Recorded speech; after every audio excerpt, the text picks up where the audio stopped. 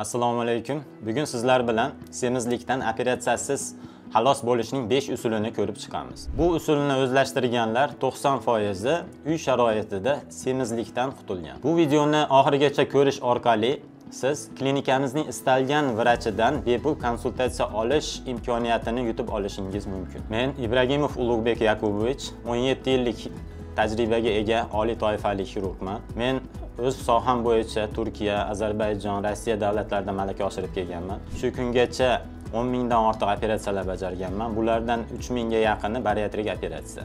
Hozirgi kunda Sehat klinikasida 3 yildan beri shu joyda jarroh bo'lib ishlab kelmoqdaman. Bugun sizlar bilan semizlik haqida gaplashamiz. Semizlik bu faqat tana vaznini ortishi emas. Semizlik o'zi bilan birga bir necha kasalliklarni olib kelishi mumkin. Jumladan qon bosimi ko'tarilishi, yurakning yog' bosishi, jigarning yog' bosishi, qandli diabet, oyoq, qo'l, bo'g'imlardagi og'riqlar, ular bevosita semizlikning orqasidan kelib chiqadigan kasalliklar hisoblanadi.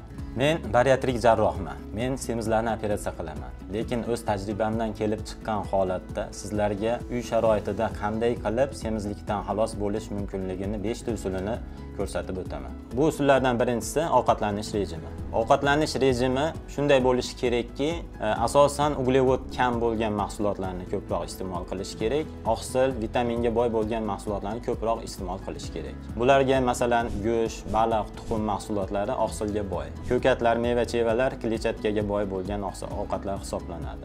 Un, non mahsulotlari uglevodga boy hamda shirinlik mahsulotlari asosiy semizlikni keltirib chiqaruvchi ovqat turlari hisoblanadi.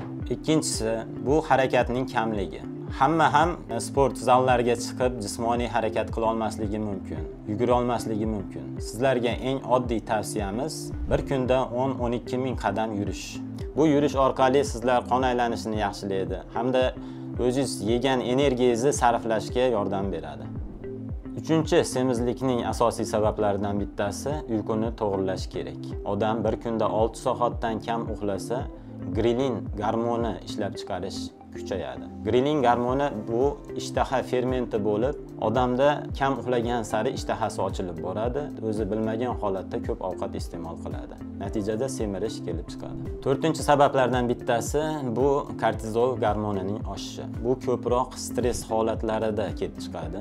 Shuning uchun sizlar stressga tushishdan ehtiyot bo'lishinglar kerak. Odam stress paytida kortizol gormoni ortib ketadi. Bu bevosita organizmda ortiqcha yog'larni to'planishiga olib keladi. Beshinchisi asosan fast foodlar. Hozirgi kunda odamlar ishli ko'p, hamma yoqqa uljish kerak. Shuning uchun tayyor polufabrikat mahsulotlarni ko'p iste'mol qiladi. Hot-dog, gamburger, sosiska, kolbasa shunaqa mahsulotlar bevosita bu semirishga olib keluvchi mahsulotlar hisoblanadi. Iloji boricha shu 5 ta aytgan tavsiyalarimizga rioya qilsangiz, inshaalloh bizga ishingiz tushmaydi, chunki biz operatsiya qilamiz. Shunga yetib bormasdan o'zingizlarda harakatinglarni qilinglar, sog'liginglar o'zingizlarda bo'linglar. Bepul konsultatsiya yutib olish uchun shu videoning ostidagi havola orqali kiring, so'rovnomada ishtirok eting, xodimlarimiz o'zlari aloqaga chiqishadi.